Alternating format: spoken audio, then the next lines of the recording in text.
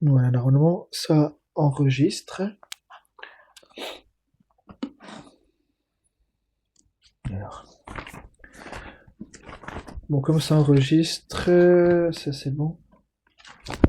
Bon, on va revoir des petites choses ensemble, ça peut toujours faire du bien. On peut aller dans Exode au chapitre 24.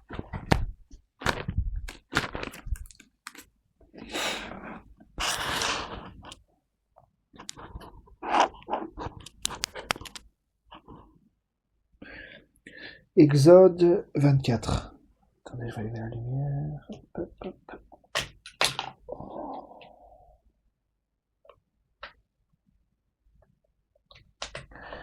J'allume la lumière physique de la chambre. Et que Dieu nous éclaire de sa lumière à lui. Hein.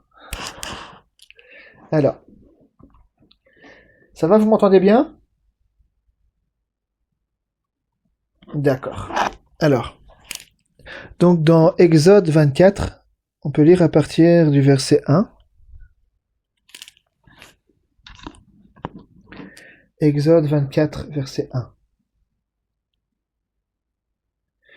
Il dit, Dieu dit à Moïse, monte vers l'Éternel, toi et Aaron, Nadab et Abihu, et 70 des anciens d'Israël.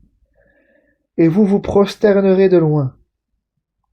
Moïse s'approchera seul de l'Éternel, les autres ne s'approcheront pas. Et le peuple ne montera point avec lui. Moïse vint rapporter au peuple toutes les paroles de l'Éternel et toutes les lois. Le peuple entier répondit d'une même voix, nous ferons tout ce que l'Éternel a dit. Moïse écrivit toutes les paroles de l'Éternel. Puis il se leva de bon matin, il bâtit un autel au pied de la montagne et dressa 12 pierres pour les 12 tribus d'Israël.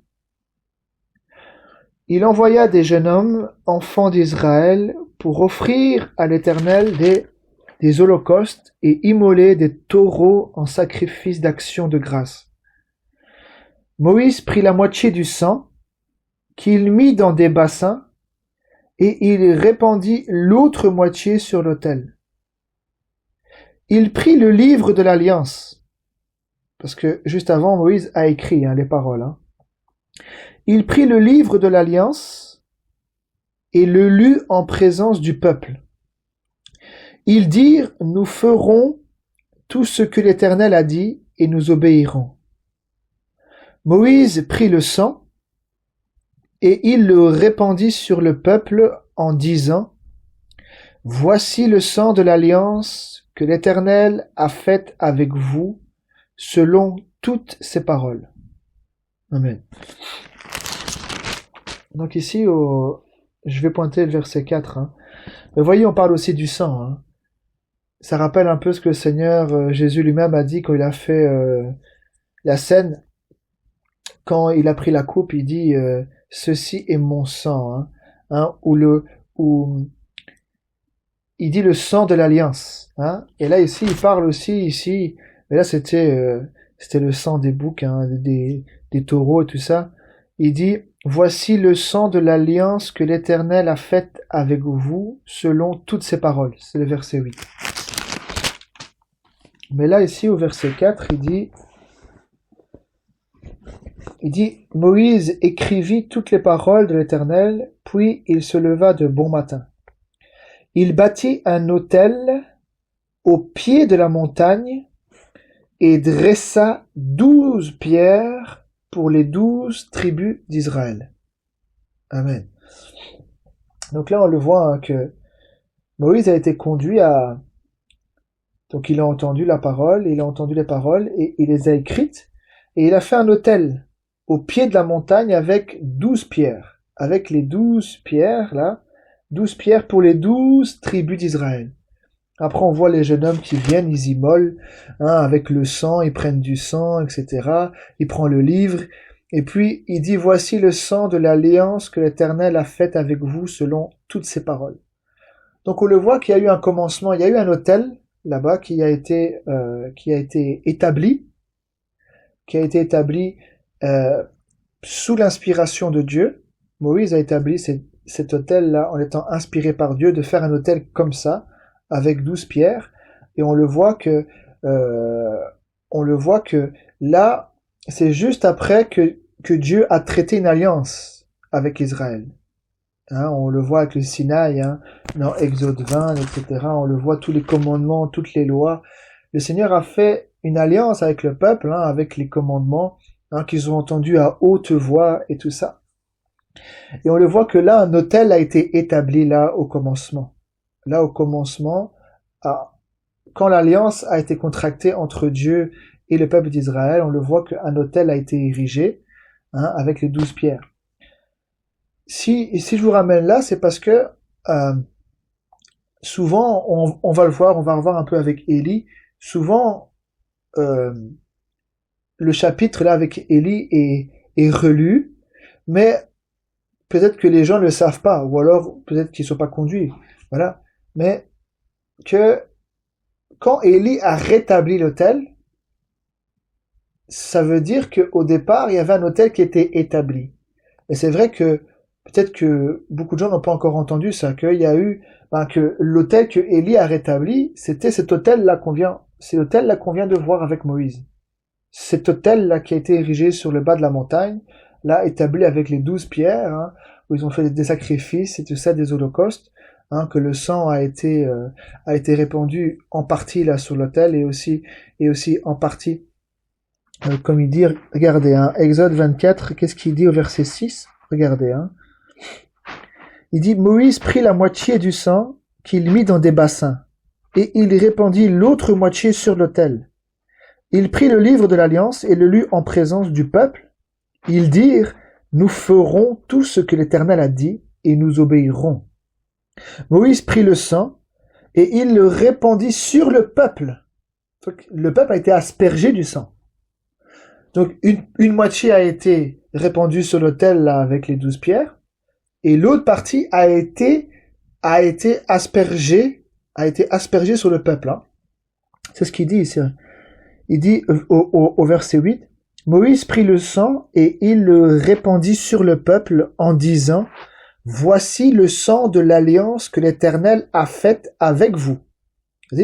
Voici le sang de l'alliance que l'Éternel a faite avec vous selon toutes ses paroles.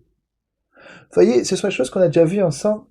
C'est que quand Dieu fait une alliance, Dieu, le Seigneur, notre Dieu, il a déjà fait des alliances déjà avec Abraham, puisqu'il a appelé Abraham. Et il a fait des alliances.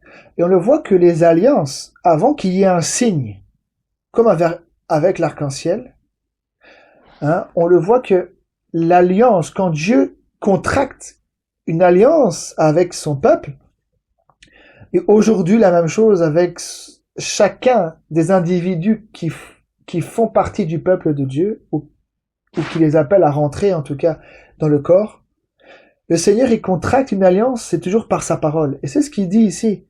Voici le sang de l'alliance que l'Éternel a faite avec vous selon toutes ses paroles. Donc les paroles qui ont été dites, on appelle ça là il dit le livre de l'alliance, ou on dit l'alliance, hein, ou les 10 paroles. Mais c'est avec ça qu'il a fait alliance. Donc il y a les paroles de l'alliance et il y a aussi le sang de l'alliance. C'est-à-dire que quand le peuple avait péché, hein, et transgressé les commandements et transgressé la parole, c'est le sang. Pour ça qu'il est aspergé, pour montrer que c'est le sang, qui allait les couvrir. Hein. Vous voyez, il y a quand même beaucoup de similitudes avec le Seigneur Jésus-Christ. Là déjà, on voit quelque part, hein, l'annonce, hein, du Seigneur Jésus. Bien sûr, c'est pas écrit clairement, mais aujourd'hui, le Seigneur fait une alliance avec chacun d'entre nous, et c'est toujours par sa parole. Puisqu'il dit, rassemblez-moi mes fidèles, qui ont fait alliance avec moi par le sacrifice. Le sacrifice, c'est qui? C'est la parole. La parole faite chair, qui a été immolée, qui a été sacrifiée, qui est mort et ressuscité, et son sang a coulé. Donc, c'est par la parole aussi qu'il fait alliance avec nous. Quand on reçoit sa parole, Mais plus précisément, quand on reçoit le Seigneur Jésus-Christ, d'après la parole de vérité, dans notre cœur, il crée une alliance entre lui et nous. C'est ça l'alliance. Mais il faut recevoir le Seigneur Jésus-Christ. Il faut recevoir la parole. La parole qui a été faite chair là-bas à l'époque, il faut que cette parole aussi, cette même vérité, le concernant lui, tout ce qui lui est arrivé d'après la vérité, que ça rentre à l'intérieur de nous, nous puissions croire à ce qui est écrit. Comme il dit, c'est Jésus qui dit dans Jean, il dit celui qui croit en moi, selon ce que disent les Écritures, ou selon ce que dit l'Écriture, des fleuves d'eau vive couleront de son sein. Et il dit, il parlait de l'esprit que devaient recevoir ceux qui croiraient en lui. Donc c'est pas seulement de croire comme ça, de croire comme le disent les Saintes Écritures. C'est pour ça que Dieu, il utilise des hommes dans le monde entier et il parle à travers eux. Ou alors on dit des hommes qui parlent de la part de Dieu. C'est la même chose. Dieu parle à travers un homme, ou un homme parle de la part de Dieu, c'est pas lui. C'est-à-dire qu'il parle de la part. Donc c'est Dieu qui l'utilise pour pouvoir communiquer sa parole, mais c'est le Seigneur lui-même qui parle, puisque c'est lui qui doit créer une alliance. C'est pas l'homme qui doit créer une alliance pour que les gens soient attachés à lui, non. Dans le monde entier, il utilise des hommes pour que sa parole soit donnée et que chacun puisse avoir une alliance avec le sacrifice qui est le Seigneur Jésus. Alors quand maintenant on est lié avec ce sacrifice, avec le Seigneur Jésus, il y a aussi le sang de l'alliance. Et ce sang-là, il est là. C'est pour ça qu'il dit ici, voici le sang de l'alliance que l'Éternel a faite avec vous selon toutes ses paroles. Et on le voit, le Seigneur l'a dit, on peut aller voir, mais je vais essayer de rentrer un peu avec vous. Dans Jean 13.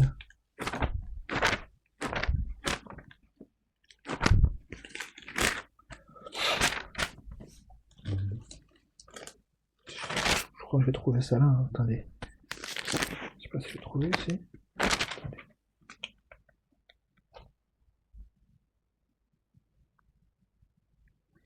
Non, je vais pas prendre Jean.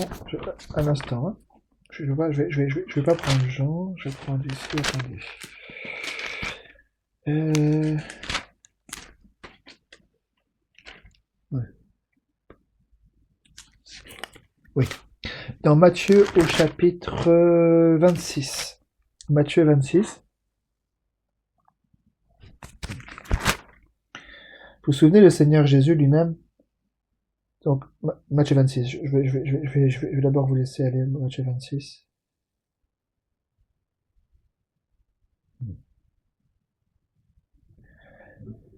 Donc, Matthieu 26 et les versets 26. Mais avant ça, donc souvenez-vous là-bas, dans Exode, il le dit, les paroles de l'alliance, et il y a aussi le sang de l'alliance. Et aujourd'hui, le Seigneur est venu accomplir la loi. C'est-à-dire que tout se trouve en Christ. Et il faut croire au Seigneur Jésus. C'est avec lui que Dieu fait une alliance entre lui et nous. C'est par le sacrifice. Donc quand le Seigneur a proposé le pain, il y avait un pain. Et il dit, ceci est mon corps. Vous avez vu? Ceci est mon corps, mais après, la coupe de vin, il dit, ceci est mon sang. Vous avez vu? Parce que quand Dieu fait une alliance, là on l'a vu, c'est par sa parole, mais il y a aussi le sang qui est là.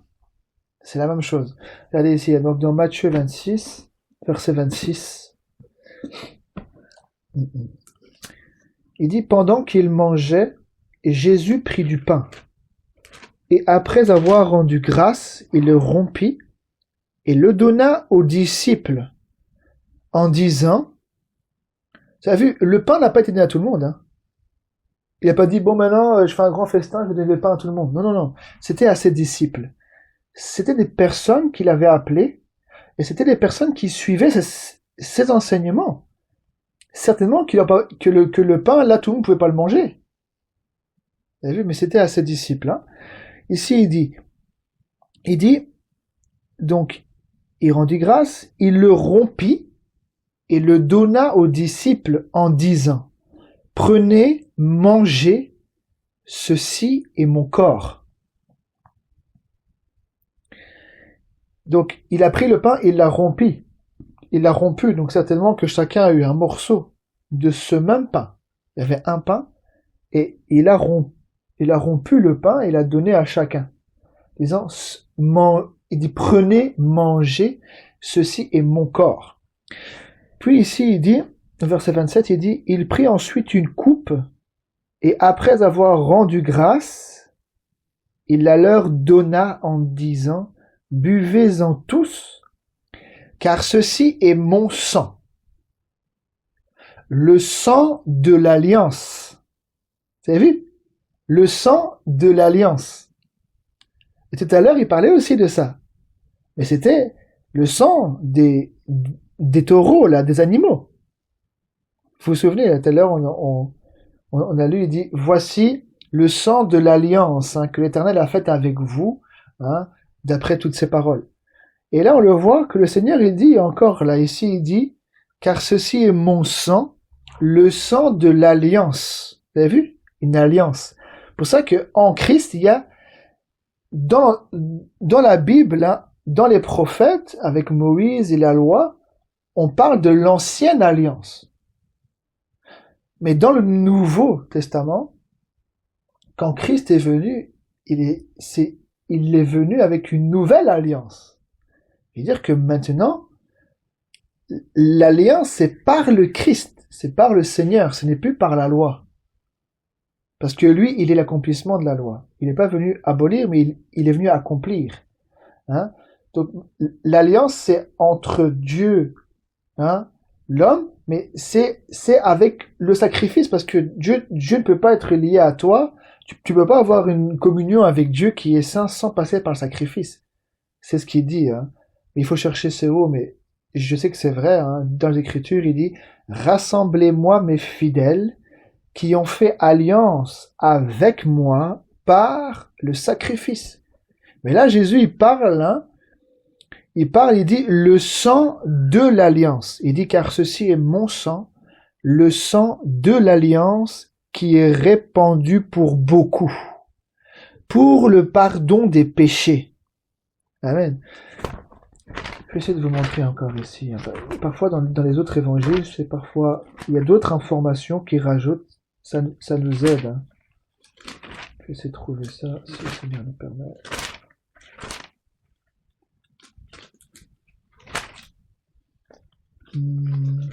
Un instant.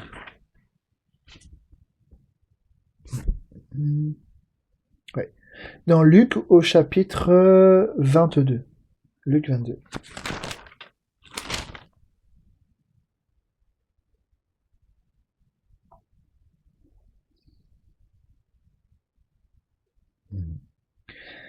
Luc 22, verset 14. Luc 22, 14. Il dit, l'heure étant venue, il se mit à table et les apôtres avec lui. Il leur dit, j'ai désiré vivement manger cette Pâque avec vous avant de souffrir. Car je vous le dis, je ne la mangerai plus jusqu'à ce qu'elle soit accomplie dans le royaume de Dieu. Amen. Donc, le Seigneur le déclare, puisque la Bible elle-même le dit, mais c'est Paul qui est inspiré à dire ça dans les Corinthiens. Il dit Christ, notre Pâque, a été immolé. Et là, le Seigneur le dit à ses apôtres, mais il le dit aussi pour nous, parce que nous sommes ses disciples. Il dit car je vous le dis et je ne la mangerai plus. Donc cette Pâque, jusqu'à ce qu'elle soit accomplie où? Dans le royaume de Dieu. La Pâque juive devait être fêtée tous les ans. C'était une loi. C'était une fête qui devait... C'était une loi perpétuelle pour les descendants après eux. C'était une loi perpétuelle. Ils devaient faire la Pâque. Pourquoi? Pour se souvenir. Pour se souvenir de leur sortie de l'esclavage. Pour se souvenir de leur sortie de la servitude là-bas d'Égypte. Donc quand ils mangeaient la Pâque, ils la mangeaient en souvenir, en mémoire. En mémoire de ce que le Seigneur avait fait pour eux, de les faire sortir là-bas, de la servitude là-bas de l'Égypte. C'est vrai. Donc quand il dit ça, certainement que dans le repas des noces, nous allons aussi nous souvenir. Nous allons aussi glorifier et remercier le Seigneur. Nous allons nous souvenir. Hein? Bon, c'est imagé, bien sûr, hein, parce que là-bas, veut dire, il n'y a plus de pleurs, etc. Mais nous allons fêter la Pâque. Hein? En mémoire de ce qu'il a fait. En l'honneur de l'agneau. Lui qui nous a rachetés. Lui qui est venu pour nous racheter. Lui qui est venu pour pouvoir nous délivrer de la servitude du péché. Hein, et pouvoir nous racheter de la mort. Pouvoir nous racheter du péché, mais aussi nous donner une véritable espérance. Ou aussi d'avoir la rédemption du corps. Hein, que notre corps puisse ressusciter ou être changé si quand le Seigneur revient, nous sommes là. Donc là, ici, il dit bien, regardez, il dit bien au verset 16, il dit, car je vous le dis, je ne la mangerai plus jusqu'à ce qu'elle soit accomplie dans le royaume de Dieu. Et ayant pris une coupe et rendu grâce, il dit, prenez cette coupe et et ayant pris une coupe et rendu grâce, il dit, prenez cette coupe et distribuez-la entre vous. Car je vous le dis, je ne boirai plus désormais du fruit de la vigne jusqu'à ce que le royaume de Dieu soit venu. Donc, quand on parle du repas des noces, dans ce corps dans lequel nous allons, notre corps aujourd'hui, là, c'est un corps voué à la corruption, qui est voué à la mort. Mais si nous passons par la mort, avec la puissance de Dieu, avec cette parole qui est rentrée en nous et la puissance de Dieu qui était véhiculée, nous avons une espérance. C'est que même si ce corps rentre dans le tombeau, quand le Seigneur va ressusciter les morts premièrement, nous serons parmi ceux qui seront ressuscités. Et si nous sommes vivants, nous serons changés. Mais dans ce corps-là qui sera changé, ressuscité, changé, c'est un corps qui peut manger et boire sans avoir faim et soif. Hein? Puisque là-bas, dans le repas des noces, je veux dire, on va festoyer. Hein? On va manger, on va boire, même s'il y a pas la faim. Vous voyez? On l'a vu, le Seigneur lui-même, il n'a pas besoin de manger ou de boire, mais quand il est descendu, quand il a pris un corps humain, hein, qu'il est venu voir Abraham, là, avec les 2 anges, ils ont mangé, physiquement. Mais est-ce que lui, il a faim, est-ce qu'il a soif? Hein? Donc, le Seigneur lui-même, qui est né, hein, cette parole qui a été faite chair, la parole de Dieu faite chair, lui, par contre, en grandissant, il a eu faim, il a eu soif. Mais quand le Seigneur n'est pas passé par la naissance, pour pouvoir visiter Abraham en tant que le Seigneur manifesté sous l'apparence d'un homme, il a mangé, mais est-ce qu'il avait faim, est-ce qu'il avait soif? Non. Vous voyez? Bon, là je rentre un peu, je vais un peu ailleurs, je vais rester... Voilà, donc quand on parle du repas des noces, c'est un repas. Nous allons célébrer la Pâque, la véritable Pâque qui est le Seigneur Jésus. Et là il dit bien, car je vous le dis, je ne boirai plus désormais du fruit de la vigne jusqu'à ce que le royaume de Dieu soit venu. Donc certainement que le repas des noces, certainement il y aura une table, hein, il y aura une table dressée. Mais dans le corps dans lequel on va vivre, je veux dire, on n'aura plus ni faim ni soif, hein, on n'aura plus cette sensation de tristesse, de douleur, de séparation ou quoi que ce soit. Hein. Mais voilà. Bon. Donc verset 19, il dit, ensuite il prit du pain, et après avoir rendu grâce, il le rompit, et le leur donna en disant, ceci est mon corps qui est donné pour vous. Vous avez vu? Donc le pain. Là, il dit ici, hein. Le pain, il dit, ceci est mon corps qui est donné pour vous. Faites ceci en mémoire de moi. Vous avez vu? Donc, quand on fait la scène, quelque part, nous faisons la Pâque, en fait. Hein? Nous célébrons notre Pâque, qui est Christ, puisque nous nous souvenons de ce qu'il a fait pour nous. Alors que la Pâque juive, c'était aussi pour se souvenir de la sortie d'Égypte, la sortie de l'esclavage, du rachat. Le Seigneur les a rachetés. Il est aussi le Rédempteur d'Israël. Hein, je veux dire, là, le fait qu'il soit sorti de la servitude pour arriver au pays, le Seigneur a été le Rédempteur aussi ce jour-là. Donc ils se sont souvenus, tous les ans, ils devaient se souvenir de ce qui s'était passé pour eux. Là-bas, c'était la Pâque de l'Éternel, hein, où ils ont immolé, hein, à la dernière plaie, là, avec le sang sur le poteau et les linteaux. Ils devaient se souvenir. Mais là, le Seigneur aussi, il dit bien, hein, quand on prend le pain, là, il dit, ceci est mon corps qui est donné pour vous. Faites ceci en mémoire de moi. Donc se souvenir que son corps a été brisé, que son corps là-bas a été maltraité, hein, que nous partageons un même pain. Pourquoi? Parce que le pain, il dit c'est la communion au corps. Donc quand nous partageons le pain, ça veut dire que nous sommes unis dans un même corps, hein, et que nous nous souvenons de ce qu'il a fait pour nous. Hein, vous voyez? Donc ici, il est dit après, au verset 20, il dit, il prit de même la coupe après le souper et la leur donna en disant, cette coupe est la nouvelle alliance en mon sang qui est répandue pour vous. Vous avez vu? Donc là, tout à l'heure, dans Exode, c'était, voici le sang de l'alliance. Et c'était le sang de l'alliance que Dieu avait contractée entre lui et son peuple, là, à travers les commandements. Et le sang, c'était le sang des animaux. Mais là, aujourd'hui, le Seigneur, il veut faire une alliance avec nous par le sacrifice. Et il dit bien qu'il y a une nouvelle alliance en son sang. Là, c'est le sang de l'alliance, mais de la nouvelle alliance. Hein? Vous voyez, il y a quand même une connexion entre l'Ancien et le Nouveau Testament, hein? Entre l'Ancienne Alliance et la Nouvelle Alliance.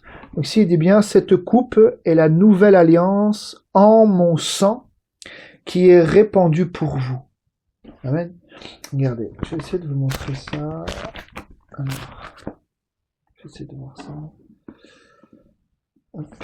Après, on va revenir avec Élie, hein, si Dieu le permet. Et je vais essayer de rentrer un petit peu là.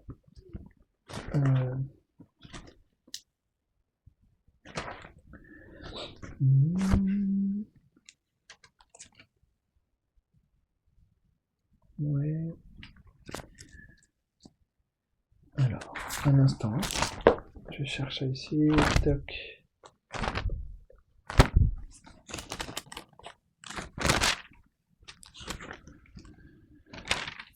Oui. Ouais.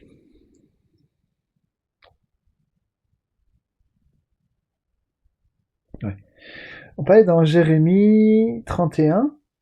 Jérémie 31.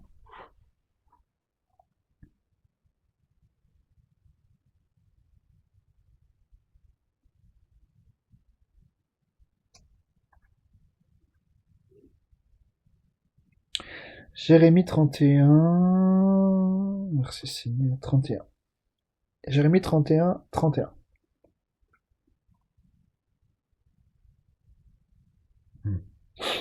Merci Seigneur. Vous vous souvenez, on a déjà vu ça. Le Seigneur avait écrit l'alliance. Ça veut dire ses paroles, hein, puisqu'il fait une alliance par sa parole. Et l'alliance qu'il avait contractée avec Israël d'après les lois, d'après les commandements, toutes ces choses-là, les 10 commandements, étaient inscrits sur des tables de pierre. Mais Dieu a toujours voulu circoncire le cœur. Il a toujours voulu que ces paroles puissent rentrer et que le peuple puisse obéir pour être attaché à Dieu. Et c'est ce qu'il dit, regardez, dans Jérémie 31, 31, il dit, voici les jours viennent, dit l'Éternel, où je ferai avec la maison d'Israël et la maison de Juda une alliance nouvelle. Non comme l'alliance que je traitais avec leur père, le jour où je les saisis par la main pour les faire sortir du pays d'Égypte, alliance qu'ils ont violée, quoique je sois leur maître, dit l'Éternel. Mais voici l'alliance que je ferai avec la maison d'Israël.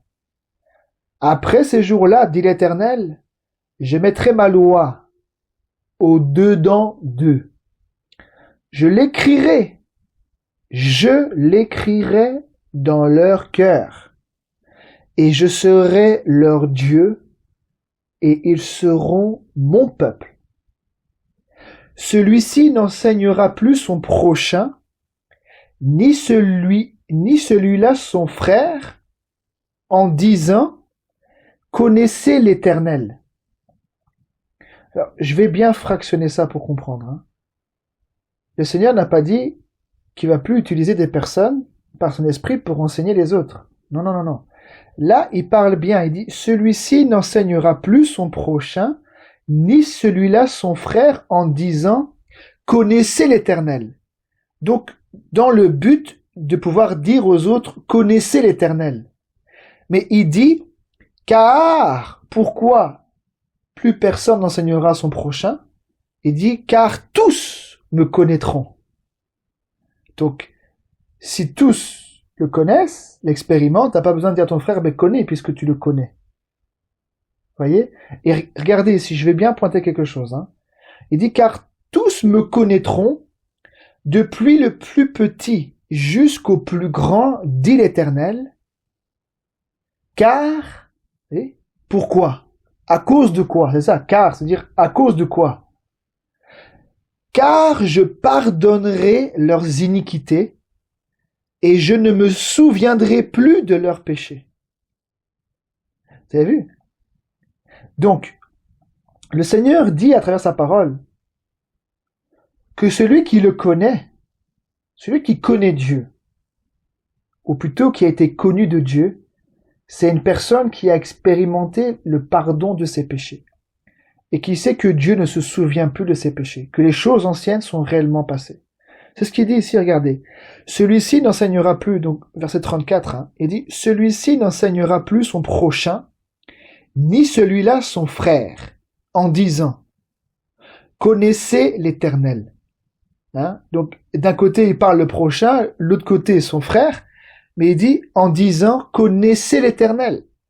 Il dit, car tous me connaîtront, depuis le plus petit jusqu'au plus grand, dit l'Éternel, car je pardonnerai leurs iniquités et je ne me souviendrai plus de leurs péchés. Donc quelqu'un qui réellement a été pardonné de ses iniquités, où il sent que Dieu ne se souvient plus, il ne tient plus rigueur des fautes, c'est quelqu'un qui connaît réellement, personnellement le Seigneur. Regardez, je vais vous montrer ici dans Hébreu, hein, regardez. Dans Hébreu 8,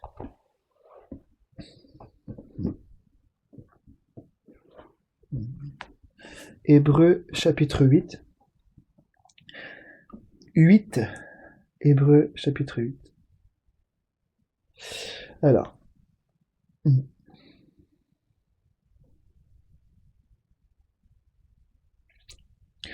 Bon, on va lire le verset 1 parce que c'est bon de toujours le rappeler. Hein. Il dit, le point capital de ce qui vient d'être dit, donc juste avant, hein, dans les chapitres avant, c'est que nous avons un tel souverain sacrificateur qui s'est assis à la droite du trône de la majesté divine dans les cieux, comme ministre du sanctuaire et du véritable tabernacle qui a été dressé par le Seigneur et non par un homme. Tout souverain sacrificateur est établi pour présenter des offrandes et des sacrifices. Il est donc nécessaire que celui-ci ait aussi quelque chose à présenter. S'il était sur la terre, il ne serait même pas sacrificateur, puisque là sont ceux qui présentent les offrandes selon la loi. Il célèbre un culte, image et ombre des choses célestes, comme Moïse en fut divinement averti lorsqu'il allait construire le tabernacle. Et soin lui fut-il dit de tout faire d'après le modèle qui t'a été montré sur la montagne. Mais maintenant il a obtenu un ministère d'autant supérieur qu'il est le médiateur d'une alliance plus excellente qui a été établie sur de meilleures promesses. Amen. Donc il est le médiateur d'une alliance plus excellente qui a été établie sur de meilleures promesses. En effet, Si la première alliance avait été sans défaut, il n'aurait pas été question de la remplacer par une seconde alliance, par une seconde.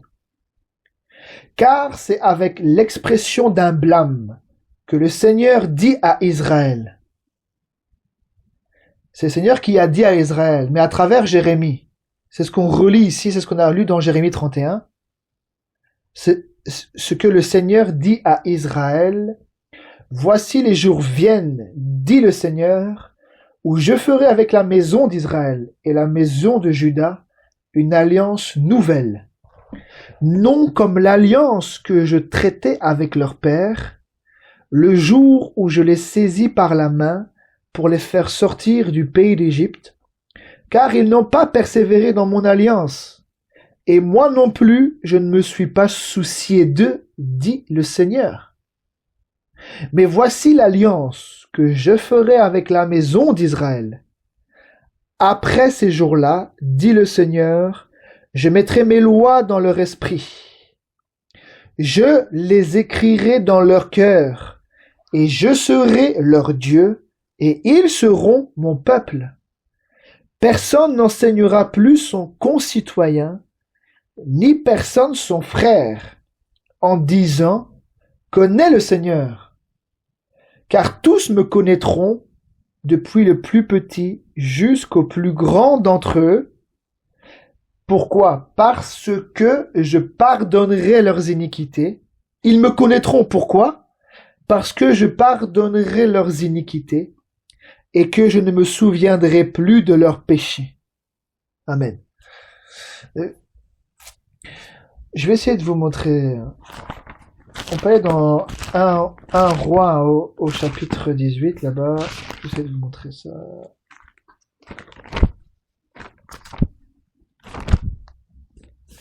Un roi 18 ou 17, on va regarder. Un roi 17. Un roi 17.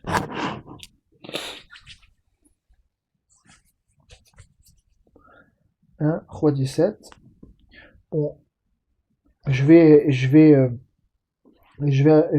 abréger un petit peu. Au verset 20. Un roi 18, verset 20. Il dit, Achab envoya des messagers vers tous les enfants d'Israël, et il rassembla les prophètes à la montagne du Carmel. Alors Élie s'approcha de tout le peuple, et dit, Jusques à quand boiterez-vous des deux côtés? Si l'Éternel est Dieu, allez après lui. Si c'est Baal, allez après lui. Le peuple ne lui répondit rien. Et Élie dit au peuple, je suis resté seul des prophètes de l'Éternel. Vous avez vu? Pourtant, juste avant, il dit que Achab avait rassemblé les prophètes. Mais il y avait des prophètes, mais il y avait des véritables prophètes de l'Éternel. Et lui dit, je suis resté le seul des prophètes de l'Éternel. Et certainement, il y avait des prophètes qui prophétisaient au nom de Baal, qui n'étaient pas prophètes de l'Éternel, mais qui étaient des prophètes qui prophétisaient par Baal, au nom de Baal. Mais Élie dit, je suis resté, au verset 22, et Élie dit au peuple, je suis resté seul des prophètes de l'Éternel. Et il y a 450 prophètes de Baal. Vous voyez, c'était pas des vrais prophètes, mais c'est des prophètes, mais prophètes de Baal. Alors là maintenant il dit, au verset 23, il dit, que l'on nous donne 2 taureaux, qu'ils choisissent pour eux l'un des taureaux, qu'ils le coupent par morceaux, et qu'ils le placent sur le bois, sans y mettre le feu.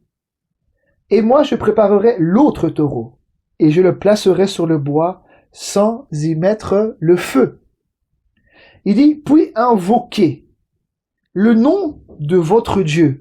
Enfin, moi, j'ai avec un petit dé, pour montrer que c'est un faux Dieu, qu'il n'est pas Dieu, Baal. Il dit, puis invoquez le nom de votre Dieu avec un petit dé, là, Invoquez-le, là, le nom de votre Dieu. Et moi, j'invoquerai le nom de l'Éternel. le Dieu qui répondra par le feu, c'est celui-là qui sera Dieu. Et tout le peuple répondit en disant, c'est bien. Je fais une petite parenthèse. Quand vous lisez là dans les rois, vous allez voir l'autel, le peuple vraiment était égaré. Là, à Achab, c'est avec la Samarie, hein, ça a commencé après Salomon. Avec Jéroboam, on a vu avec les 2 veaux d'or. Et jusqu'à arriver à Achab avec Jézabel, c'était terrible les choses qui se passaient là-bas en Samarie. Et ça a aussi déteint aussi sur Jérusalem. C'était terrible tout ce qui se passait. Mais il y en a un que le Seigneur, voilà, a utilisé, il dit, je suis resté le seul. Et regardez qu'est-ce qu'il dit, au verset 25. Élie dit au prophète de Baal, choisissez pour vous l'un des taureaux, préparez-le les premiers, car vous êtes les plus nombreux, et invoquez le nom de votre Dieu, mais ne mettez pas le feu. Vous avez vu, donc là ici, Élie, il savait qui était avec lui. Il savait pourquoi Dieu l'avait amené là et qu'est-ce qu'il devait faire, hein, par l'inspiration de Dieu. C'est pour ça qu'il a laissé, puisque eux étaient plus nombreux et que c'est ça que tout le monde dit, hein. Nous sommes 450. C'est comme nous qui avons raison. Vous vous souvenez avec Michée? Je crois que c'est avec Josaphat, hein. À un moment avec le roi là. Il dit, mais y a-t-il pas encore un prophète? Oui, mais il dit toujours du mal, ce prophète-là. Alors, quand il voit Michée, il dit la même chose que eux. Mais lui, il a dit ce que le Seigneur lui a dit de dire. Mais ça allait à l'encontre de toute la masse. C'est à l'encontre de toute la masse. Mais il a quand même dit. Vous voyez, mais Élie était seul, là, face à 450. Parce qu'il savait qui était avec lui. Il savait que le véritable Dieu, qui répond par le feu, était avec lui, qu'il avait surtout sa parole. Il avait surtout sa parole.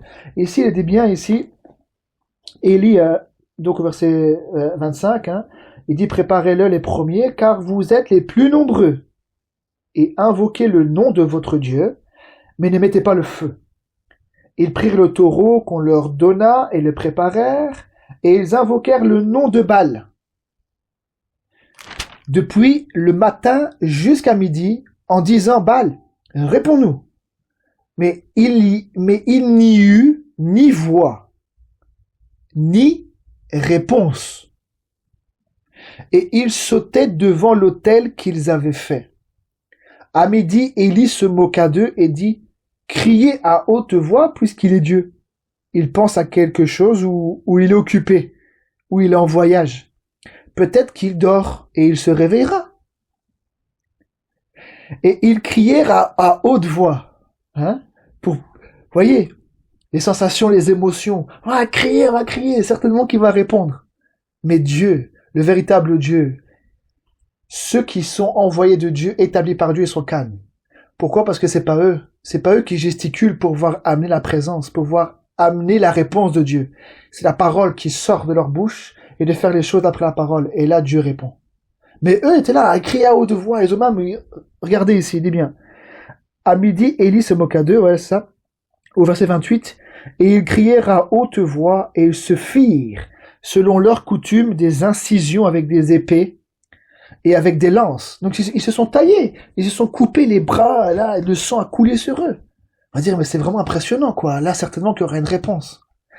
Mais ils ont invoqué Baal, et il n'y a eu ni voix, ni réponse, ni signe d'attention. À un moment, il en parle. On va voir ça. Regardez ici, il dit bien. Donc, verset 28, hein, ils firent des incisions avec des épées et avec des lances jusqu'à ce que le sang coule sur eux.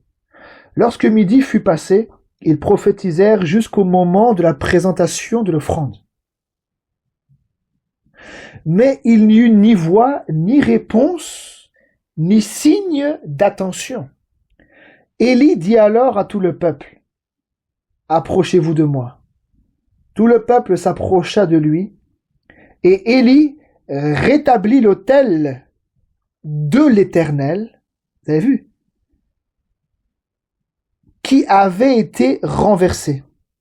Donc il dit bien, et Élie rétablit l'autel, c'était pas de Moïse, l'autel de l'Éternel. Donc dans Exode 24, l'autel là qui avait été établi là sur la base de la montagne là-bas, avec l'alliance et tout ça qui a été contracté, c'était l'autel de l'Éternel. Et c'est Moïse, bien sûr, qui a dressé, mais c'était la pensée de Dieu. C'est ce que Dieu voulait. Un autel avec 12 pierres, selon les 12 tribus d'Israël. Et ici, il dit bien, et Élie rétablit. Donc quand on dit rétablir, ça veut dire que c'était le même autel.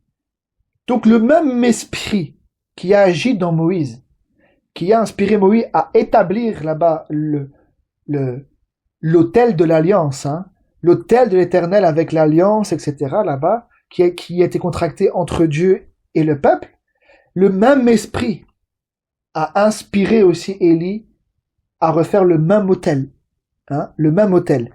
Et ici il dit, hein, et Élie rétablit l'autel de l'Éternel qui avait été renversé. Il prit 12 pierres, d'après le nombre des tribus des fils d'Israël, auxquels l'Éternel avait dit, Israël sera ton nom. Et il bâtit avec ces pierres un autel au nom de l'Éternel. Donc, d'après la parole, d'après sa parole. Il fit autour de l'autel un fossé de la capacité de 2 mesures de semences. Il arrangea le bois, coupa le taureau par morceaux et le plaça sur le bois. Puis il dit, remplissez d'eau 4 cruches et versez-les sur l'autel et sur le bois. Vous avez vu quelle assurance qu'il avait cet homme. C'est vraiment un homme envoyé de Dieu, Élie. Il savait là que le Dieu qui était avec lui, qu'il avait envoyé là pour pouvoir faire ça. Il savait ça qu'il pouvait dire, là, remplissez 4 cruches. Il savait que le feu allait descendre et allait tout consumer. Il était sûr de ce il était sûr de ce qu'il faisait. Avec l'inspiration de Dieu. Puis il dit, remplissez d'eau 4 cruches et versez-les sur l'holocauste et sur le bois. Il dit, faites-le une 2e fois, et ils le firent une 2e fois. Il dit, faites-le une 3e fois, et ils le firent une 3e fois. L'eau coula autour de l'autel, et l'on remplit aussi d'eau le fossé. Au moment de la présentation de l'offrande, Élie le prophète s'avança et dit, Éternel, Dieu d'Abraham, d'Isaac et d'Israël, que l'on sache aujourd'hui que tu es Dieu en Israël, que je suis ton serviteur et que j'ai fait toutes ces choses par ta parole. Réponds-moi, Éternel, réponds-moi, afin que ce peuple reconnaisse que c'est toi, Éternel, qui est Dieu, et que c'est toi, Éternel, hein, que c'est toi qui ramène leur cœur. Et le feu de l'Éternel tomba, et il consuma l'holocauste, le bois, les pierres, hein, et la terre, et il absorba l'eau qui était dans le fossé. Quand tout le peuple vit cela, ils tombèrent sur leur visage et dirent, c'est l'Éternel qui est Dieu, c'est l'Éternel qui est Dieu. Amen. Donc là, ici, on le voit, hein. On le voit que Élie, c'est un modèle aujourd'hui. C'est un modèle pour ce que Dieu fait aujourd'hui encore. L'évangile a été établi par les apôtres. Cet évangile a été renversé aussi durant tous ces âges. Le Seigneur nous a promis de restaurer cet évangile. Pas n'importe quel évangile. Pas l'évangile d'un homme. Pas l'évangile de Pierre, de Jacques, hein, de eux-mêmes. Mais l'évangile de Dieu que eux ont prêché. Et on le voit que Élie a été conduit par le Seigneur à pouvoir rétablir le même autel. Pourquoi? Pour faire les choses d'après la parole de Dieu. Parce que Dieu, c'est un Dieu qui veille sur sa parole, mais c'est un Dieu qui répond à sa parole. Sinon, il n'aurait pas fait tout ça. Vous savez que pour que Dieu réponde par le feu, il fallait que les choses soient faites conformément à sa parole. Ça qui dit, on peut relire là au verset 36. Au moment de la présentation de l'offrande, Élie le prophète s'avança et dit, Éternel Dieu d'Abraham, d'Isaac et d'Israël, que l'on sache aujourd'hui que tu es Dieu en Israël, que je suis ton serviteur et que j'ai fait toutes ces choses par ta parole. Réponds-moi, Éternel, réponds-moi, afin que ce peuple reconnaisse que c'est toi, Éternel, qui es Dieu, et que c'est toi qui ramènes leur cœur. Vous avez vu les paroles qui sont sorties de ce prophète, de Élie. On le voit bien que un homme envoyé de Dieu, qui parle de la part de Dieu, qui fait quelque chose en étant conduit par le Seigneur, c'est jamais pour sa gloire à lui. Puisque là, il est dit, réponds, pas pour qu'on sache ou que on m'élève moi, Élie, ou pour que on puisse me suivre moi, non. Réponds, Éternel, réponds, afin que ce peuple reconnaisse que c'est toi, Éternel, qui est Dieu. Pour que le peuple revienne à Dieu, pour que le peuple revienne à l'alliance. Il a restauré l'autel pour que le peuple revienne aux paroles que le Seigneur a contractées avec eux, qu'ils reviennent à l'obéissance. Pour que leur cœur, et il dit, et que c'est toi, donc qu'ils reconnaissent que c'est toi qui es Dieu, et que c'est toi aussi, Éternel, qui ramène leur cœur. Vous avez vu? Encore aujourd'hui, ce sont des choses qui sont dites aujourd'hui, puisque le Seigneur avait dit, d'un côté avec Jean-Baptiste, il ramènera le cœur des pères vers les enfants. On l'a vu ça. Le Seigneur a préparé un chemin à travers le ministère de Jean-Baptiste. La parole là qui est sortie, le baptême de repentance a préparé un peuple bien disposé pour recevoir la Pentecôte, pour recevoir le Saint-Esprit. Mais le Seigneur aussi a promis de ramener les cœurs des enfants, où ça à la fois des pères. Aujourd'hui, le Seigneur utilise des hommes, encore aujourd'hui. Le Seigneur utilise son esprit, continue à parler pour restaurer l'évangile, le même qui a été établi par les apôtres, pour que le feu descende, pour que Dieu réponde, et pas pour que les ministères soient glorifiés, pas pour que les ministères soient élevés, mais afin que ceux qui écoutent reconnaissent que l'Éternel est Dieu, et que c'est lui qui ramène leur cœur. Où ça? À lui, qui ramène leur cœur à la vérité de Dieu, pour avoir une communion, une parfaite communion avec ce Dieu véritable. Que Dieu nous aide, c'est ça que Dieu veut, c'est ça que Dieu veut. Il y a un modèle dans la Bible, on le voit avec Élie, mais à plusieurs reprises, à chaque fois, à plusieurs reprises, on le voit dans les Saintes Écritures, même au temps de David, on le voit, David a fait un dénombrement, ça n'a pas plu au Seigneur, on l'a vu avec l'ange de l'Éternel qui se tenait entre le ciel et la terre, avec son épée tournée contre Jérusalem, on voit un voyant, je sais plus si c'est Gad, c'est un voyant là, un prophète qui est venu vers David en disant choisis un fléau, etc. Et on le voit que le Seigneur a demandé à David de pouvoir élever dans l'air d'Ornan le Jébusien un autel. Et l'air d'Ornan le Jébusien, c'est la montagne de Moridja. C'est là où la maison de l'Éternel a été construite. Regardez, je vais vous le montrer pour montrer que le feu aussi est descendu là. Dieu est un Dieu qui répond. Notre Dieu de la Bible là, le Dieu de la Bible, c'est un Dieu qui répond. Et nous voulons qu'il nous réponde. On ne veut pas que ce soit un Dieu de loin, qu'on l'invoque et qu'il réponde jamais. Mais nous voulons ce Dieu, nous voulons entendre ses paroles et nous voulons croire en lui et qu'il puisse aussi, parce que là, avec Baal, il dit, il y a eu ni voix, ni signe d'attention, ni réponse.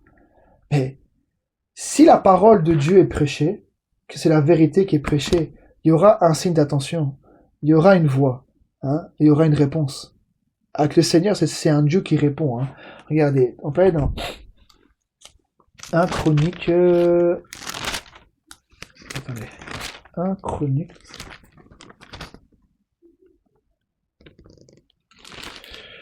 Faut que je trouve. Un petit instant.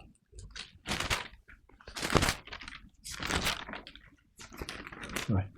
1 Chronique 21.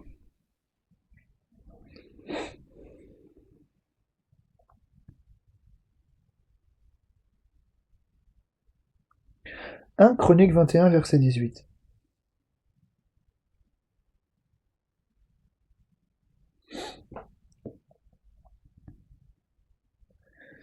Il dit, l'ange de l'Éternel dit à Gad de parler à David, afin qu'il monte pour élever un autel à l'Éternel dans l'air d'Ornan le Jébusien. David monta selon la parole que Gad avait prononcée au nom de l'Éternel.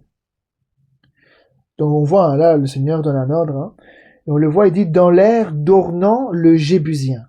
Bon, je pourrais vous montrer un jour, les Jébusiens, c'était les habitants de Jérusalem, avant qu'on appelle Jérusalem. Jébus, on dit Jébus qui est Jérusalem.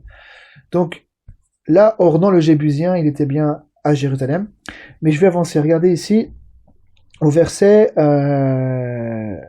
24, j'abrège bien sûr, 1 Chronique 21, verset 24. Mais le roi David dit à Ornan, non, je veux l'acheter contre sa valeur en argent, car je ne présenterai point à l'Éternel ce qui est à toi, et je n'offrirai point un holocauste qui ne me coûte rien. Et David donna à Ornan 600 cycles d'or pour l'emplacement. David bâtit là un autel à l'Éternel, et il offrit des holocaustes et des sacrifices d'action de grâce.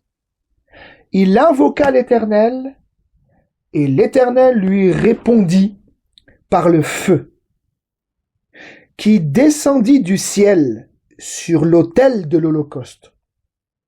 Alors l'Éternel parla à l'ange, qui remit son épée dans le fourreau. À cette époque-là, David, voyant que l'Éternel l'avait exaucé dans l'air d'Ornan le Jébusien, y offrit des sacrifices. Mais le tabernacle de l'Éternel, construit par Moïse au désert, et l'autel des holocaustes était alors sur le haut lieu de Gabaon. David ne pouvait pas aller devant cet autel pour chercher Dieu, parce que l'épée de l'ange de l'Éternel lui avait causé de l'épouvante. Et David dit, ici sera la maison de l'Éternel, Dieu, et ici sera l'autel des holocaustes pour Israël. Donc l'air d'Ornan le Jébusien, c'est la montagne de Moridja, c'est là où la maison de l'Éternel a été construite. Mais on le voit, là, bien, au verset 26, il dit bien, David bâtit là un autel à l'Éternel, et il offrit des holocaustes et des sacrifices d'action de grâce. Il invoqua l'Éternel, et l'Éternel lui répondit par le feu, qui descendit du ciel sur l'autel des holocaustes. Vous avez vu, donc là encore une fois, on le voit à plusieurs reprises que Dieu c'est un Dieu qui répond. On l'a vu même avec le tabernacle. Quand le tabernacle a été construit, on le voit alors la nuée. Regardez, ici. On va aller dans Exode 40. Exode 40.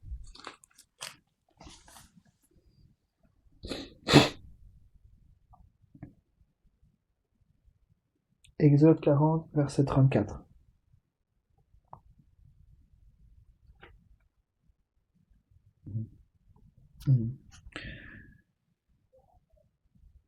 Attendez.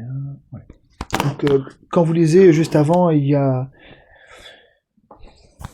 dressé le tabernacle, Moïse a été voir si tout était bon.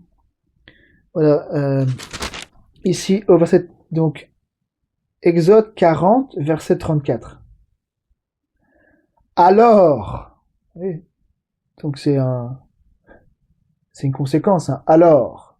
Mais avant, il fallait faire quelque chose, il fallait tout faire d'après la parole. Ils ont dressé les choses, ils ont construit les choses d'après le modèle. Vous vous souvenez d'après le modèle que le Seigneur avait montré à Moïse sous la montagne, avec tous ceux qui ont été habiles, etc., avec l'intelligence que Dieu a donnée, pour se conformer à la parole du Seigneur. Il dit, alors la nuée couvrit la tente d'assignation, et la gloire de l'Éternel remplit le tabernacle. Ça rappelle rien. qu'est-ce que Paul y dit? Tous sont privés de quoi? Tous sont privés de la gloire de l'Éternel. La gloire de Dieu. Tous sont privés de la gloire de Dieu. Hein? Ils sont gratuitement justifiés par la foi. Quelque chose comme ça. Donc, quand une personne expérimente ce Jésus de la Bible là, le Seigneur, il veut aussi que tu puisses voir sa gloire. Puisque avant, étant dans le péché, nous étions privés de cette gloire. Mais quand maintenant tu es lavé, le Seigneur, il veut faire voir sa gloire. Et là, on le voit, la gloire était visible. Hein, il dit, alors la nuée couvrit la tente d'assignation et la gloire de l'Éternel remplit le tabernacle. Moïse ne pouvait pas entrer dans la tente parce que la nuée restait dessus et que la gloire de l'Éternel, oh merci Seigneur. Qu'est-ce que cette gloire faisait? Elle, par contre, elle n'était pas dessus. Mais cette gloire-là a fait quoi? Elle a rempli le tabernacle. C'est qui aujourd'hui le tabernacle? C'est nous. C'est nous. C'était le Seigneur Jésus, puisqu'il y avait le lieu saint et le lieu très saint, mais entre deux, il y avait le voile, et on dit que le voile, c'était sa chair. C'est lui le tabernacle. Puisque quand il est mort, on dit que la parole déclare que le voile du temple s'est déchiré du haut jusqu'en bas. C'est-à-dire que maintenant que quand il est mort, son corps a été déclaré mort là sous la croix, maintenant le Saint-Esprit montre que la voie du lieu très saint est ouverte. Que maintenant la voie est ouverte et lui a tracé un chemin maintenant pour nous ne puissions plus être privés de la gloire. Mais comme là, la nuée était visible, les gens ont vu la nuée et on dit que la nuée elle était dessus le tabernacle. Regardez au verset 35. Moïse ne pouvait pas entrer dans la tente d'assignation parce que la nuée restait dessus. Donc il voyait la nuée, il voyait la nuée dessus, au-dessus, là-dessus. Mais par contre, il dit ici, et que la gloire de l'Éternel remplissait le tabernacle. Il pouvait pas rentrer. Parce que s'il rentrait là, comme tout le tabernacle était rempli de la gloire, il ne pouvait pas rentrer là. On le voit Ésaïe aussi dans Ésaïe chapitre 6. Ésaïe voit le Seigneur. Je vis le Seigneur assis sur un trône très élevé. Les pans de sa robe, quelque chose comme ça, il dit remplissait tout le temple.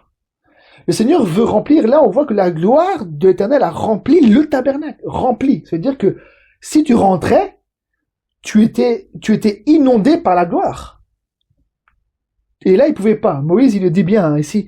Moïse ne pouvait pas entrer dans la tente d'assignation parce que la nuée restait dessus et que la gloire de l'Éternel remplissait le tabernacle.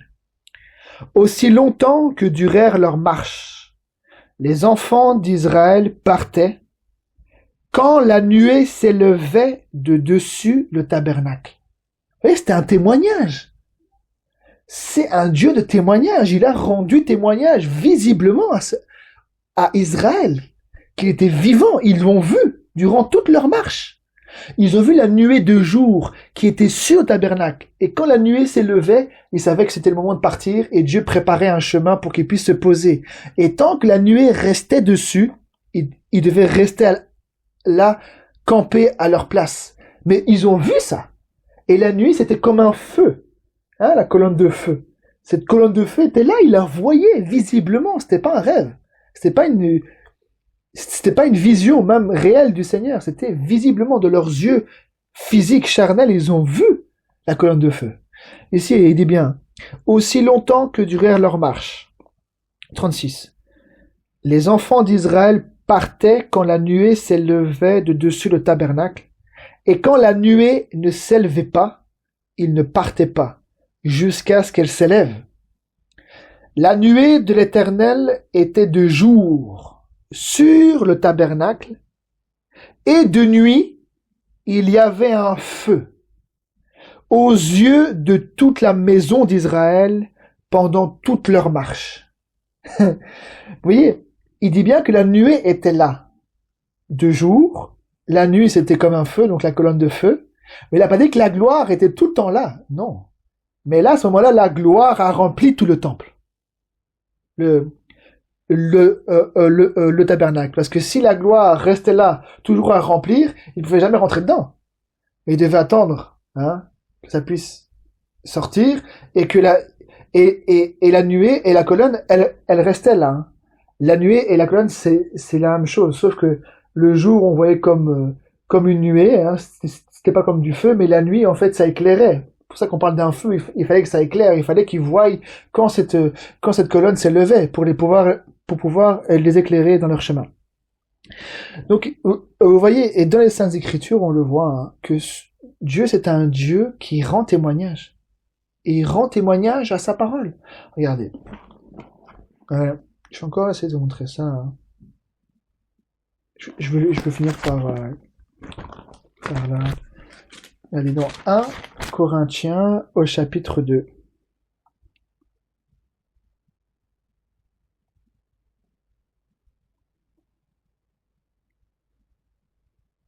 « 1 Corinthiens chapitre 2, verset 1.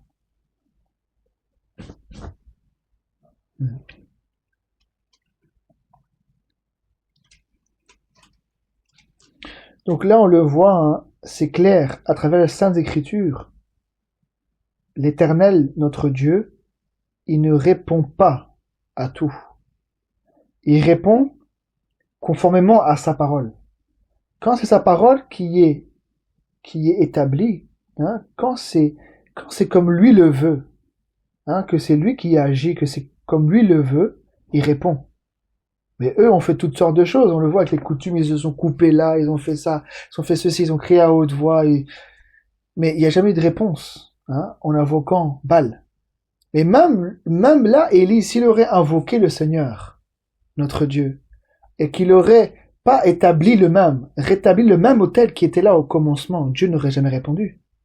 Parce que le but c'était que le cœur du peuple puisse revenir à Dieu. Pas revenir à Élie. C'est de pouvoir revenir à Dieu. Et Dieu avait déjà établi quelque chose avant qu'elle lui vienne. C'est-à-dire un autel là-bas avec l'alliance, il devait revenir à ça pour être connecté avec Dieu. Puisqu'il dit, hein, jusque à quand boiterez-vous des deux côtés? Si l'Éternel est Dieu, allez après lui. Si c'est Baal, allez après lui. Vous voyez? Donc, il fallait pas que le peuple soit, hein, parce que à cause que l'autel avait été renversé, le peuple était sur deux chaises. Hein, un moment parfois avec Dieu, mais plus souvent avec le péché, etc. Et le Seigneur a envoyé Élie pour que le peuple puisse reconnaître, en tout cas une partie, puisse reconnaître et revenir, que leur cœur puisse revenir à la parole, puisse revenir à l'autel qui avait été établi là-bas au commencement, et qu'ils puissent retrouver le chemin, et qu'ils puissent obéir à Dieu. Parce que certainement, si tu n'obéis pas à Dieu, ben, tu seras malheureux, tu seras maudit, etc. Hein, c'est ce que le Seigneur a dit à travers Moïse. 1 Corinthiens chapitre 2, ici il est dit au verset 1. 1 Corinthiens 2, verset 1. Il dit, pour moi, frère, lorsque je suis allé chez vous, ce n'est pas avec une supériorité de langage ou de sagesse que je suis allé vous annoncer le témoignage de Dieu. Donc là, il dit bien, hein, il dit, lui, hein, Paul, quand il est parti là-bas chez Corinthiens, mais partout, mais là chez Corinthiens, il dit que ce qu'il a annoncé, ce n'est pas son propre témoignage. Il ne s'est pas prêché lui-même. Paul, il dit, nous ne nous prêchons pas nous-mêmes, mais nous prêchons Christ crucifié. Nous prêchons Jésus-Christ. C'est lui qui doit être prêché. Et là, il parle bien. Vous voyez, il dit pas, je suis allé vous annoncer, je suis allé vous annoncer Christ. Mais il dit le témoignage de Dieu. Vous vous souvenez, on avait vu un petit peu ça ensemble. Eh bien, le témoignage de Dieu. Donc, celui qui peut mieux, hein, je vais essayer un peu d'expliquer ça. Celui qui est un véritable témoin, qui peut rendre témoignage. Celui qui était là-bas, à la croix, celui qui a vu, celui qui a donné même tous les témoignages là dans les évangiles, celui qui connaît mieux, celui qui peut convaincre, celui qui peut rendre témoignage concernant Jésus-Christ, c'est le Seigneur lui-même. C'est son témoignage. Puisqu'il dit celui qui ne croit pas Dieu, il fait quoi? Il le fait menteur. Parce qu'il ne croit pas au témoignage qu'il a rendu à son Fils. Nous voulons le témoignage de Dieu. Ça veut dire que Dieu rend témoignage à sa parole, qui confirme sa parole, qui te convainc du péché. Parce que qui peut te convaincre que non seulement Jésus est mort pour toi, qui te convainc du péché, qui peut te convaincre qu'il est aussi ressuscité et monté au ciel? Moi, je n'étais pas là. Il faut qu'il y en ait un qui me rende témoignage. Il faut qu'il y en ait un qui me convainc. Et c'est pour ça que l'évangile est prêché par le Saint-Esprit. Il faut que l'évangile soit prêché par le Saint-Esprit, que la parole de Dieu qui vient de l'Esprit soit annoncée, que Dieu rende témoignage à sa parole et qui te convainc ton cœur que c'est la réalité, que ce qui s'est passé là-bas concernant Christ, qu'il est mort, non seulement mort crucifié pour tes péchés, mais ressuscité pour ta justification, qu'il est monté au ciel, que tout ça, ce témoignage, tu le reçois de Dieu. Puisqu'il dit le témoignage de Dieu. C'est un témoignage qui vient de Dieu. C'est-à-dire c'est Dieu qui te convainc de la chose. Hein? Et comment il te convainc? C'est par la foi, puisque la foi, c'est une ferme assurance. Et la foi vient de ce qu'on entend. Et ce qu'on entend vient de la parole de Dieu. Donc il faut que Christ soit prêché. C'est pour ça que eux, ils ont reçu un ordre. Hein? D'abord les apôtres, même Paul, ils ont reçu un ordre d'annoncer le témoignage de Dieu, de prêcher la bonne nouvelle, d'annoncer la bonne nouvelle du royaume, de prêcher Christ. Et c'est ce qu'il dit ici, regardez, au verset 22. Il dit, car je n'ai pas eu la pensée de savoir parmi vous autre chose que Jésus-Christ et Jésus-Christ crucifié. Moi-même, j'étais auprès de vous dans un état de faiblesse, de crainte et de grand tremblement. Et ma parole et ma prédication, vous voyez, donc quand on parle de prédication, c'est pas n'importe quel message. La prédication est orientée sur la personne de Jésus-Christ, puisqu'on parle de la prédication de Jésus-Christ. Christ crucifié, ressuscité. C'est ça quand on dit une prédication, on parle de annoncer la bonne nouvelle. La bonne nouvelle, c'est Jésus-Christ. Il faut qu'il soit prêché. C'est ce qu'il dit ici. Et ma parole et ma prédication ne reposaient pas sur les discours persuasifs de la sagesse.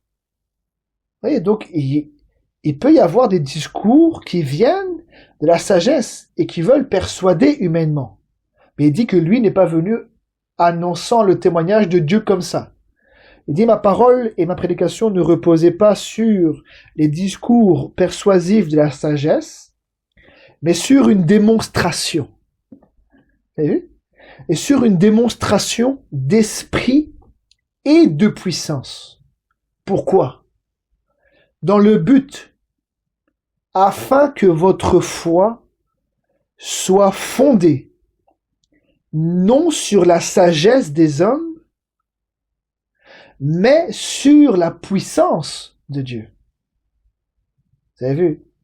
Donc là, c'est clair.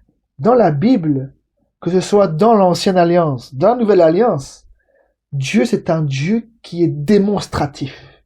Il aime démontrer sa force, démontrer qui il est. Puisque Élie dit, Éternel, réponds-moi. Réponds-moi, ô Éternel. Pourquoi? Afin que ce peuple reconnaisse que c'est toi qui es l'Éternel. Donc, pour qu'il y ait une démonstration. Hein? Dieu, c'est un Dieu qui est démonstratif. Il démontre sa puissance, qui il est. Hein? Et c'est pour ça qu'il dit, il dit que, pourquoi? Dans le but que votre foi soit fondée.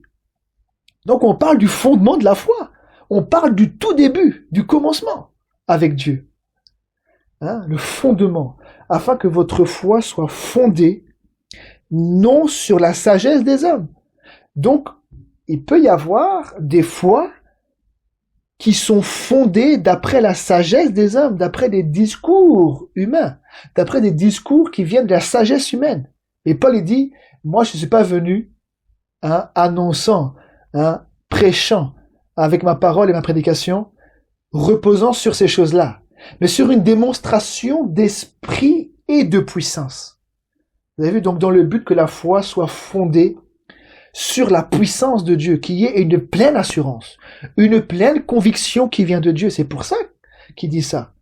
Pour qu'il y ait une foi qui soit fondée sur la puissance, sur la démonstration de l'esprit, à travers l'écoute de la parole. Quand la parole est prêchée, l'esprit suit, et le cœur est brisé, le cœur est convaincu par Dieu, il y a un témoignage qui vient de Dieu, et soit tu crois, ou soit tu ne crois pas. Il dit, celui qui ne croit pas Dieu, dire le témoignage de Dieu, qu'il a rendu à son Fils, il dit qu'il le fait menteur. Mais nous voulons recevoir ce témoignage, puisqu'il dit celui qui a le Fils a la vie. Donc nous devons recevoir le témoignage que Dieu a rendu à son Fils à travers cet évangile-là. Nous voulons vraiment une pleine persuasion qui vienne du Saint-Esprit. Et si on l'a, alors nous avons vraiment une ancre sûre, une ferme assurance, une foi solide qui vient non pas par une sagesse humaine, une persuasion qu'on a reçue par des hommes, mais par une persuasion qui vient de la puissance de Dieu, la puissance du Saint-Esprit. Et c'est ça que Dieu veut faire. Bon, je ne vais pas être trop loin aujourd'hui, mais on pourra revoir ces choses-là. L'apôtre Paul, partout il est parti dans les actes, quand on voit dans les actes, à chaque fois il dit qu'il a rendu témoignage. Il a rendu témoignage, bien sûr, de ce qu'il a vécu sur le chemin de Damas.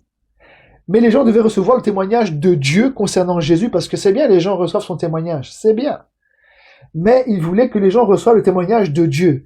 Et il dit, rendant témoignage devant les petits et les grands, sans m'écarter en rien.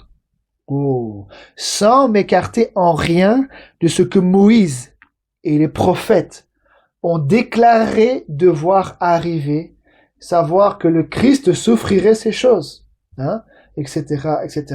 Donc il a rendu témoignage, mais il dit en cherchant, d'après la loi de Moïse, et dans les prophètes, etc. Pourquoi? Pour que Dieu rende témoignage à sa parole, pas que les gens reçoivent une parole humaine. Dieu rend témoignage à sa parole. C'est ce qu'il a fait au temps d'Élie, avec David, même avec Salomon. Quand le temple a été construit, qu'il a commencé à prier, le feu descendit aussi. Donc c'est un Dieu qui répond à sa parole. Il veille sur sa parole pour l'accomplir.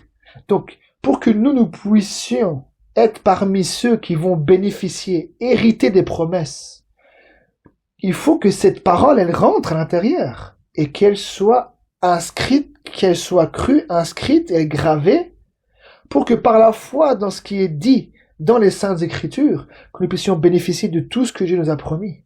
Mais il faut pour que sa parole rentre. Pas la parole d'un homme.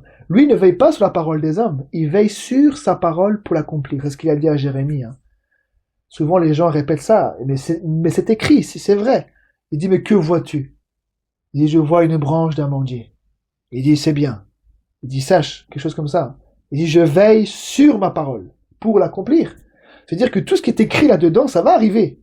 Alors, soit on est dedans, et on est parmi ceux qui vont voir la gloire, qui vont voir tous les promesses se réaliser, ou alors on est à côté, parce qu'on n'est pas connecté à la parole. Mais ceux qui vont participer à l'enlèvement, ceux qui vont expérimenter leur corps, la transmutation, etc., la résurrection, ou alors le corps changé, ce sont ceux qui ont cru seulement aux Saintes Écritures. Ce sont ceux qui ont une connexion intime avec la parole. Et la parole, c'est qui? C'est Dieu. Et qui ont cru à la parole qui vient de Dieu. Et entre eux et la parole, il y a quelque chose d'intime. Il y a une alliance qui a été contractée à travers le sacrifice. Le sang les a ôté les péchés. Ils connaissent qui est le Seigneur. C'est ce qu'on a vu. Car tous me connaîtront parce que je pardonnerai leurs iniquités et je ne me souviendrai plus de leurs péchés. Donc quelqu'un en fait qui expérimente ça, c'est-à-dire quelqu'un qui est réellement né de nouveau. Quelqu'un qui est né de nouveau, c'est quelqu'un qui connaît le Seigneur. Et Dieu le connaît, puisqu'il est arrivé en Christ.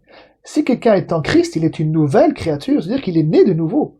Les choses anciennes sont passées et toutes choses sont devenues nouvelles. C'est-à-dire qu'il a expérimenté. Le Seigneur est venu, il a ôté les péchés de sa conscience, il a ôté les péchés, ces choses sont réellement passées dans sa vie et toutes choses sont devenues nouvelles.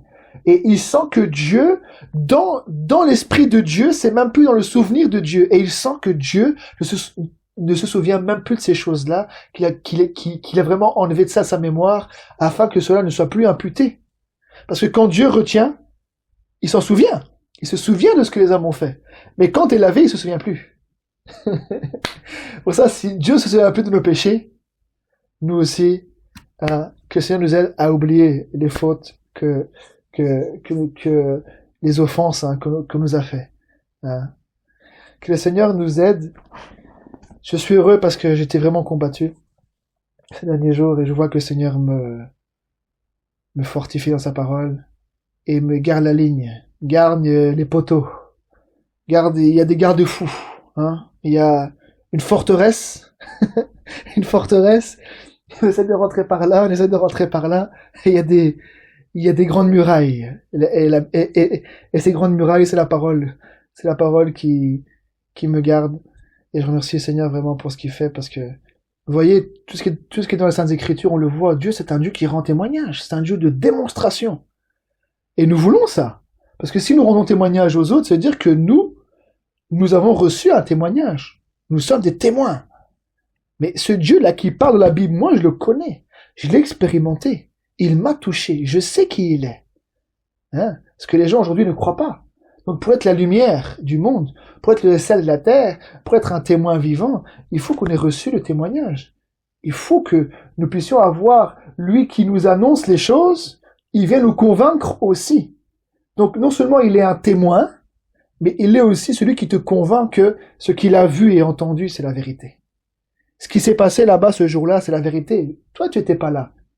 Mais quand c'est l'Esprit qui parle à travers un homme pour annoncer l'évangile de ce qui s'est passé là-bas sous la croix, dans le tombeau, là-bas, dans le séjour des morts, la bataille qu'il y a eu et la résurrection par la puissance de Dieu, que toutes ces choses-là, tu sois convaincu par Dieu.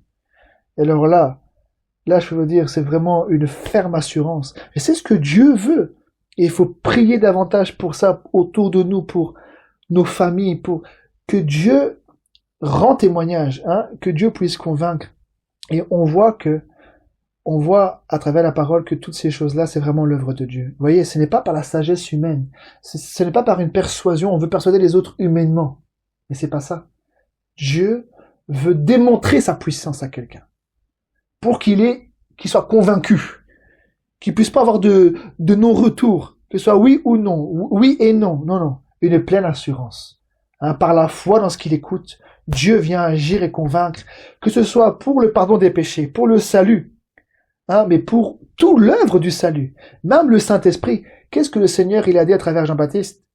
Il dit, lui là qui vient, là que vous ne connaissez pas. Je ne suis pas digne de délier la courroie de ses souliers. Mais lui, quand il viendra, lui, le Seigneur Jésus, qu'est-ce qu'il fera? Il vous baptisera du Saint-Esprit et quoi? Et de feu. Vous voyez, Dieu veut remplir, comme là à l'époque, la gloire. Il veut nous glorifier. C'est ce qu'il a dit. Ceux qu'il a prédestinés, il les a appelés. Ceux qu'il a appelés, il les a justifiés. Et ceux qu'il a justifiés, qu'est-ce qu'il a fait? Qu'est-ce qu'il veut faire? Mais qu'est-ce qu'il va faire? Il veut aussi les glorifier. C'est-à-dire que la gloire descend. Que la gloire remplit le temple. Que la gloire remplit ton temple, ton corps. Le temple du Saint-Esprit, que tu sois le temple du Saint-Esprit, que la gloire descende en toi, que tu sois plus privé de la gloire, mais que la gloire te remplisse. C'est ça que Dieu veut. Oh, que c'est merveilleux. Que Dieu soit loué vraiment. Que Dieu nous conduise sur ce chemin. Il n'y a qu'un seul chemin, une seule direction, il n'y a qu'un seul évangile, un seul Seigneur, un seul baptême, une seule foi.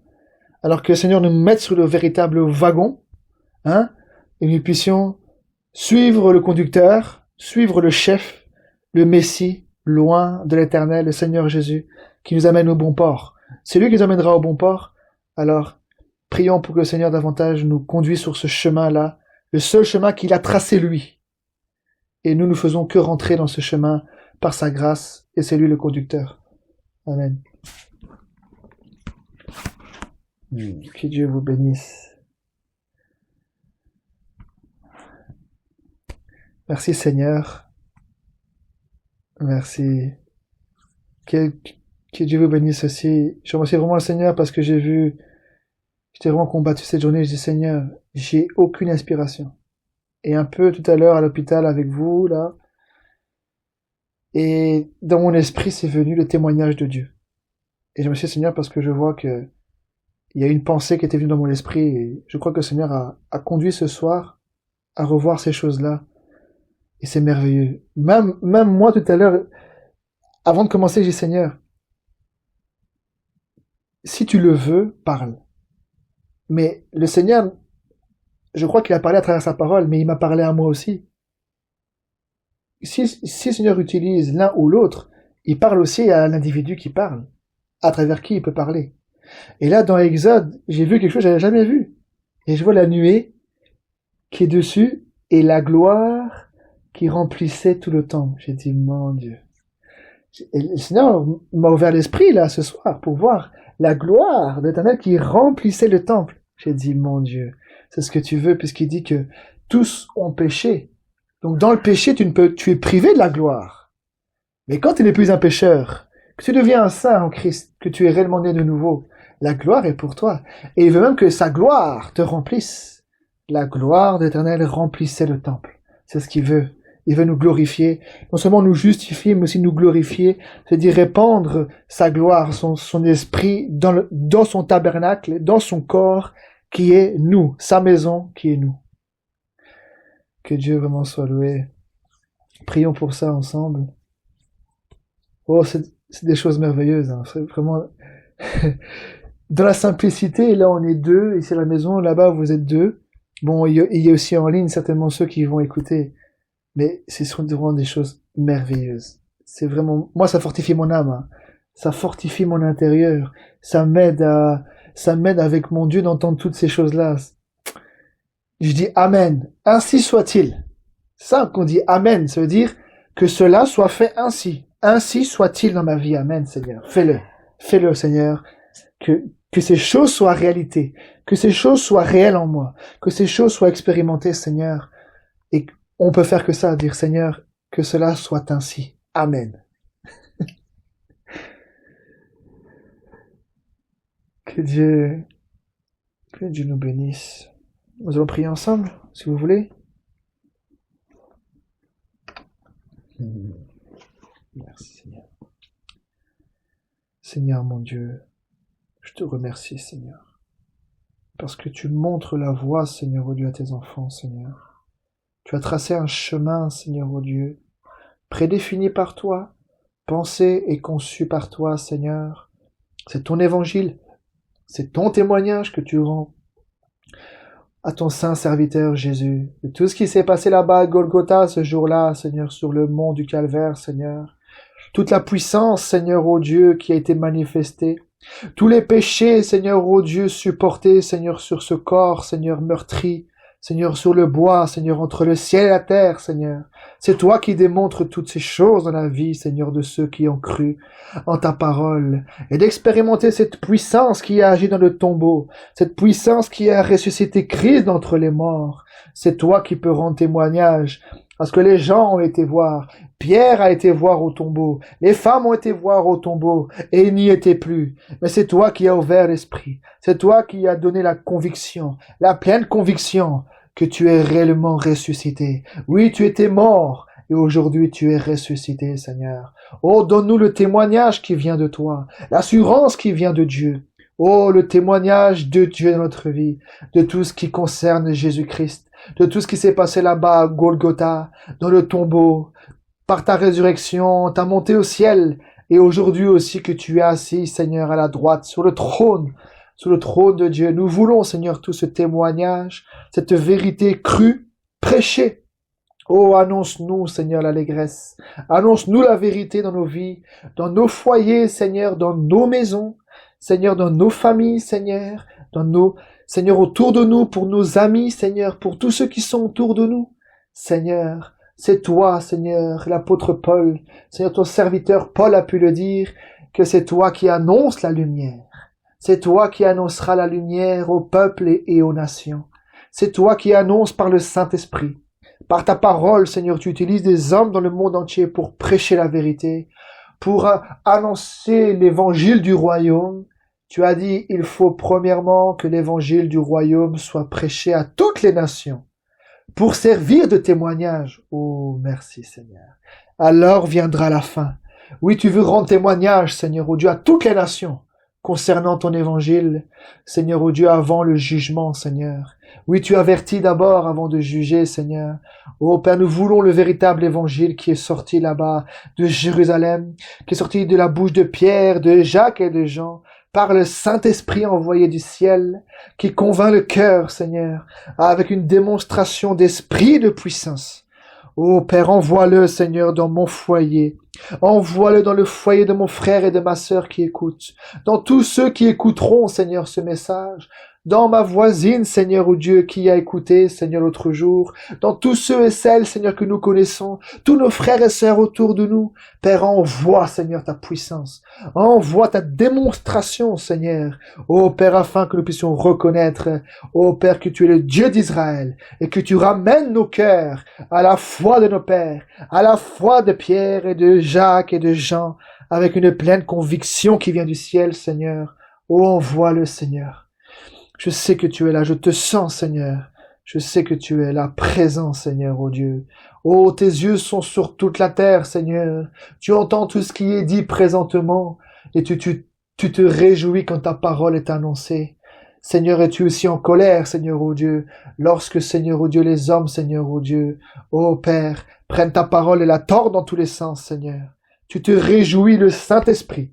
Toi qui es esprit et vie, Seigneur, ton esprit se réjouit. Tu donnes la joie par le Saint-Esprit quand la vérité est prêchée, Seigneur. Et tu as dit que l'amour du Saint-Esprit en nous se réjouit uniquement de la vérité. Oui, Père, tu te réjouis que de la vérité. Merci, Père Céleste, pour tout ce que tu fais pour nous. Envoie ton témoignage parmi nous, pour nous et nos enfants. Père, la promesse du Saint-Esprit pour nous et nos enfants.